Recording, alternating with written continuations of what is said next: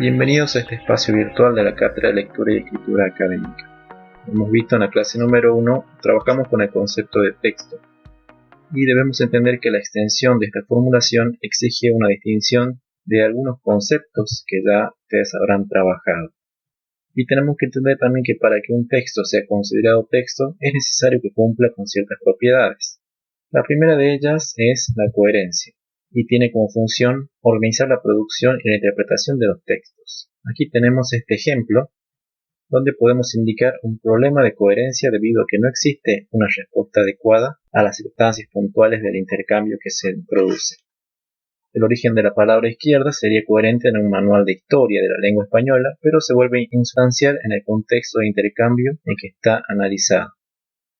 Entonces, la coherencia articula dos propósitos. Primero, focalizar en el interior del texto, o sea, en esta construcción textual, y en segundo lugar se centra en el contexto de producción y circulación del texto, para garantizar que el mismo sea adecuado a una circunstancia o un contexto determinado.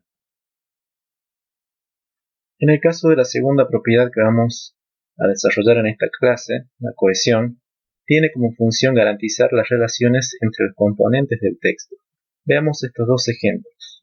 En el primer caso, no se observan inconvenientes, pero en el segundo ejemplo existe un problema de referencia, puesto que mientras que podemos recuperar la referencia del pronombre esas, zapatillas, no podemos hacer lo mismo en el caso del pronombre eso, ya que en el fragmento no existe un antecedente a partir del cual asignarle un referente. Estos mecanismos reciben el nombre de recursos o procedimientos cohesivos. Nosotros vamos a trabajar puntualmente con algunos de ellos porque no podemos extendernos mucho. Solamente abordaremos los primeros, los gramaticales, debido al tiempo y a la complejidad de los mismos, como ya dije. La referencia entonces es un recurso gramatical y establece dos relaciones. Por un lado, entre las expresiones de un texto y la situación comunicativa. A esto lo llamamos relación exofórica. Y por otro lado, dentro de los elementos presentes en el interior de un texto, que viene a ser una referencia endofórica. Otra cuestión importante a tener en cuenta es que tenemos que revisar estos conceptos de pronombres personales, demostrativos, posesivos, indefinidos, enfáticos, numerales, algunos adverbios y el artículo para poder reconocer lo que es este recurso de referencia.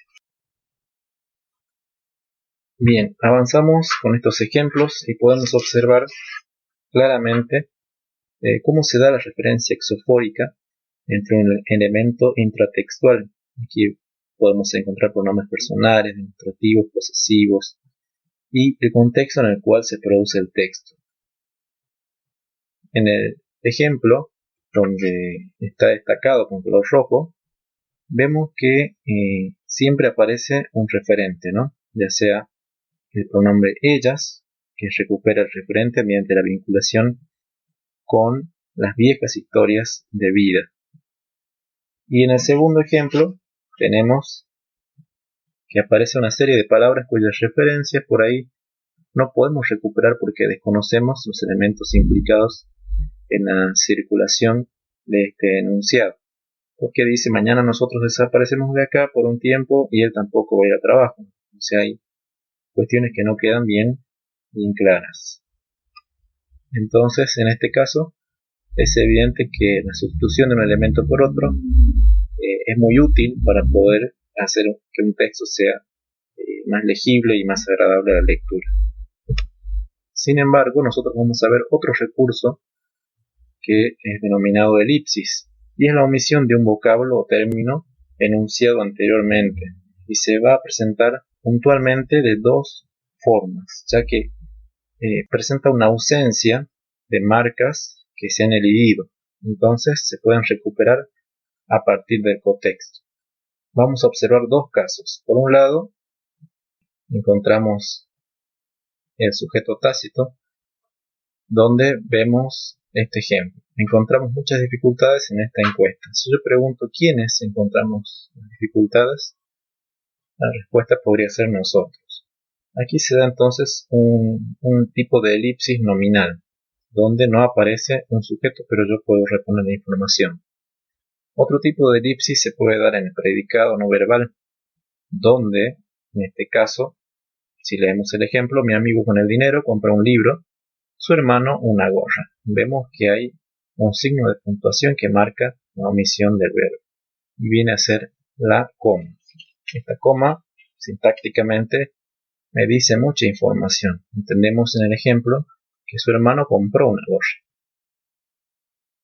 Así terminamos con esta segunda clase. Espero que hayan podido entender algunos conceptos claves en esta etapa de las características del texto como tema número 2.